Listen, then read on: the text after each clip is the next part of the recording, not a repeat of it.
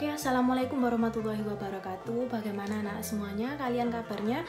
Semoga kalian tetap sehat dan semangat untuk mengikuti pelajaran prakarya pertemuan ini. Oke, review dari minggu sebelumnya kita sudah belajar tentang kerajinan bahan keras alam dan bahan keras buatan. Oke, semoga kalian semangat. Sebelum memulai pelajaran kali ini, alangkah baiknya kita mengucapkan basmalah terlebih dahulu. Bismillahirrahmanirrahim. Oke, sekarang kita lanjut ke materi. Oke anak-anak, di mata pelajaran prakarya ini kita masih membahas tentang kerajinan bahan keras, melanjutkan materi dari minggu yang kemarin. Oke, sekarang kita lanjut ke peta materi. Nah, kemarin kan sudah membahas tentang prinsip, jenis, dan karakteristik. Sekarang kita akan membahas tentang proses produksi kerajinan bahan keras. Di mana di sini proses produksi adalah proses pembuatan ya anak-anak. Oke anak-anak, hari ini kita akan mempelajari tentang proses produksi kerajinan bahan keras. Ada dua, yaitu bahan keras alam dan bahan keras buatan. Kayu, bambu rotan, kaca, dan logam. Hari ini kita akan belajar yang keras alam saja.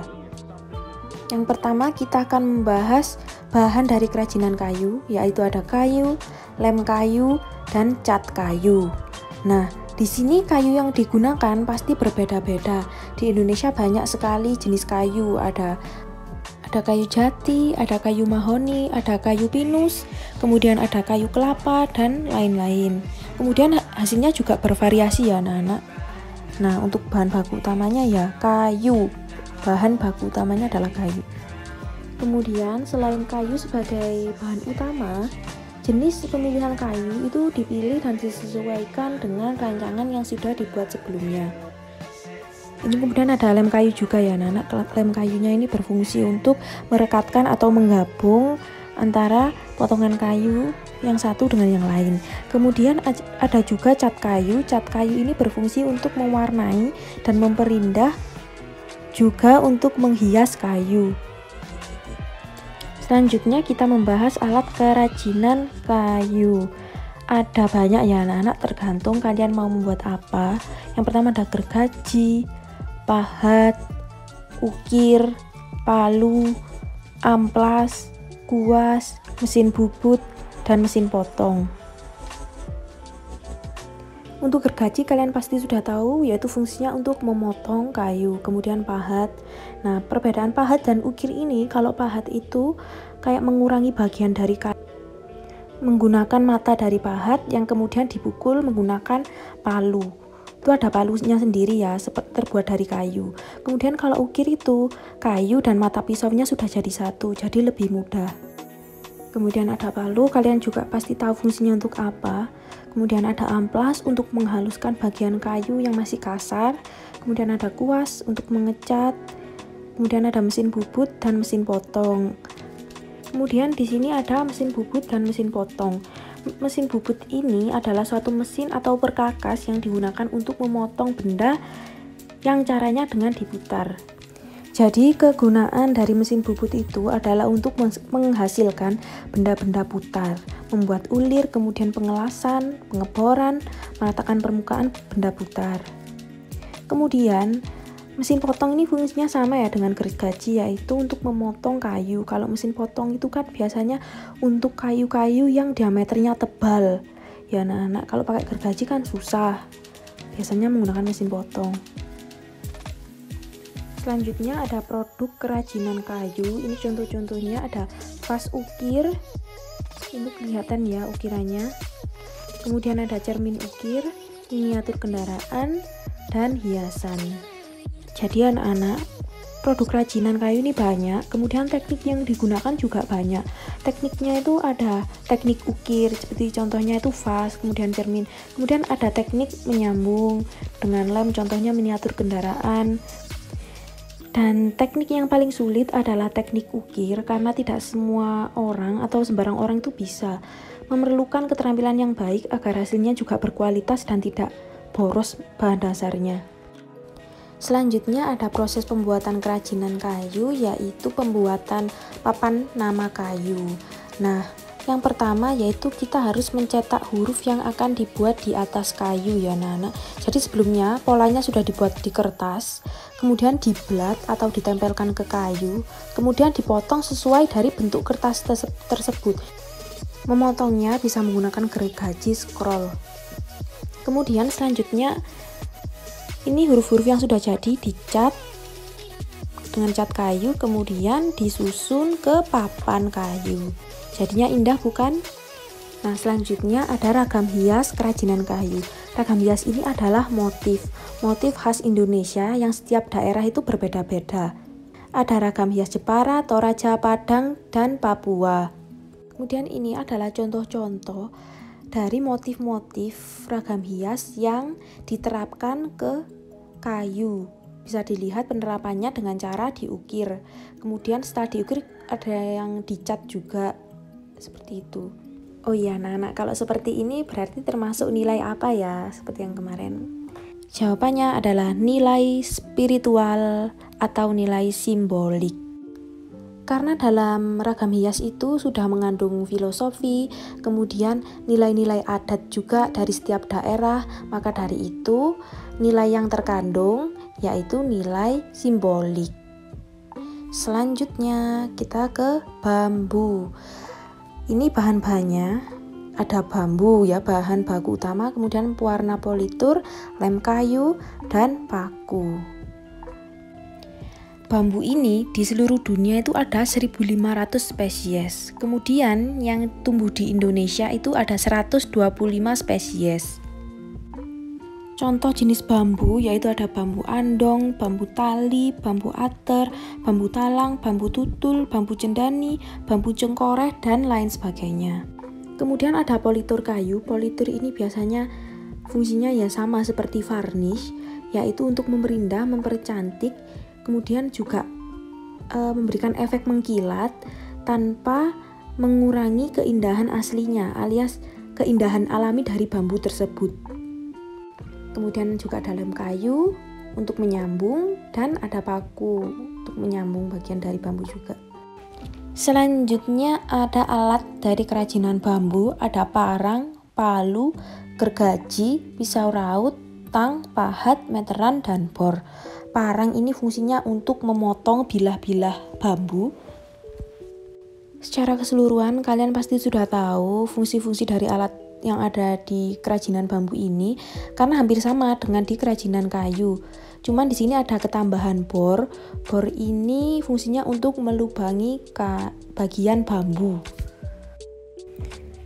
Berikut ini adalah contoh produk kerajinan bambu.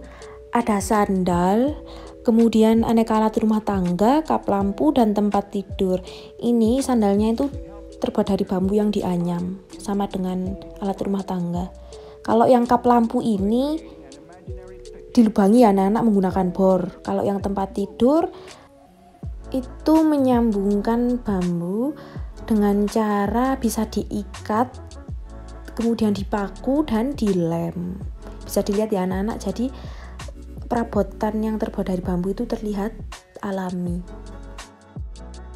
Selanjutnya kita lanjut ke proses pembuatan kerajinan bambu, yaitu pembuatan kopiah atau peci. Di sini dibuat dengan bambu yang dianyam. Otomatis bambu yang dibuat ini dari bambu yang sudah dipotong tipis-tipis ya anak-anak. Ini menganyamnya dengan cara menyilang. Kemudian jangan lupa untuk menyelipkan bambu sayat yang sudah diberi warna. Kemudian dipotong kopiahnya.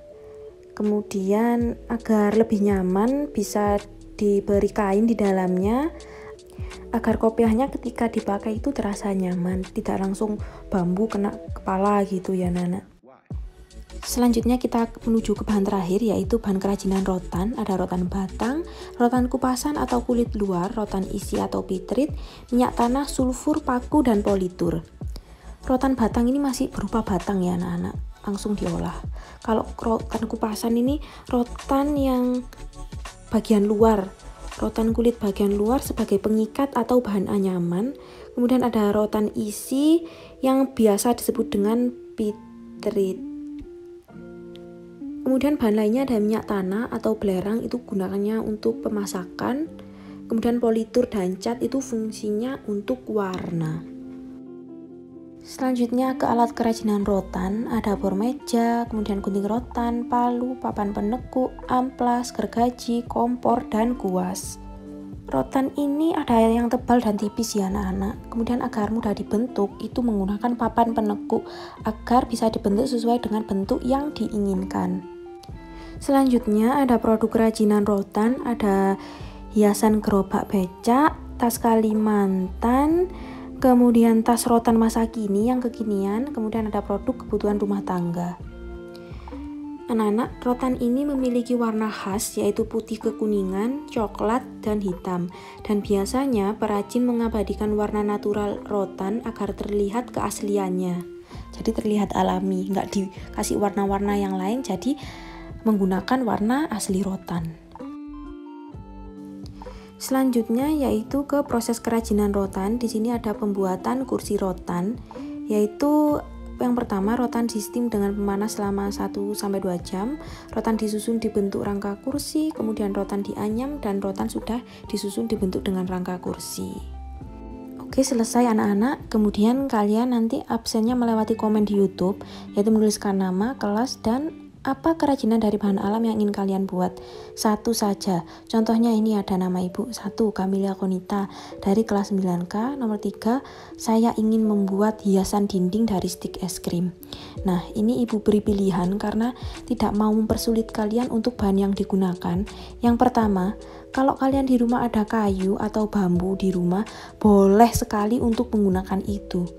Akan tetapi jika tidak ada, boleh menggunakan bahan alternatif yaitu kayu dari stik es krim, sumpit bambu, tusuk sate yang mana mudah untuk didapatkan.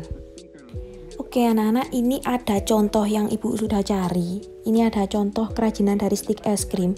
Di sini ibu tidak menyuruh kalian, oh kalian harus membuat tempat pensil, kalian harus membuat figurana.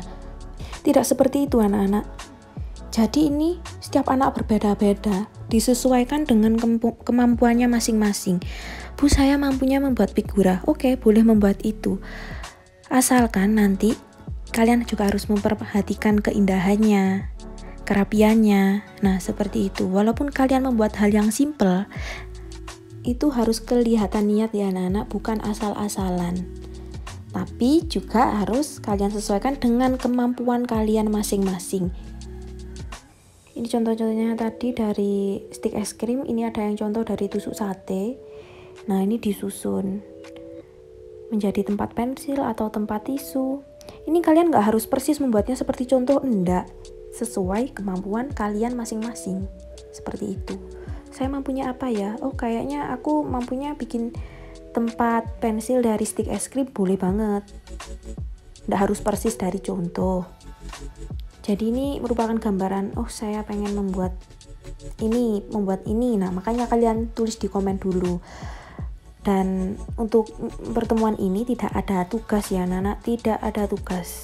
Tapi tetap kalian harus menuliskan apa yang ingin kalian buat di kolom komentar YouTube. Ini contohnya banyak, ada tempat pensilnya modelnya banyak. Kemudian ada stand HP, tempat amplop, tempatnya pulpen, pensil. Nah, kalau yang ini, itu contoh-contohnya kerajinan yang terbuat dari bambu. Bambunya ini ada yang kecil, ada yang besar. Ada yang dibuat pot, ada yang dibuat tempat pensil. Oke, sampai sini dulu ya anak-anak. Jangan lupa kalian harus menuliskan, wajib ya, satu orang wajib menuliskan satu. Kira-kira kalian ingin membuat apa? Oke, sudah bisa dimengerti? Oke, terima kasih anak-anak untuk perhatiannya.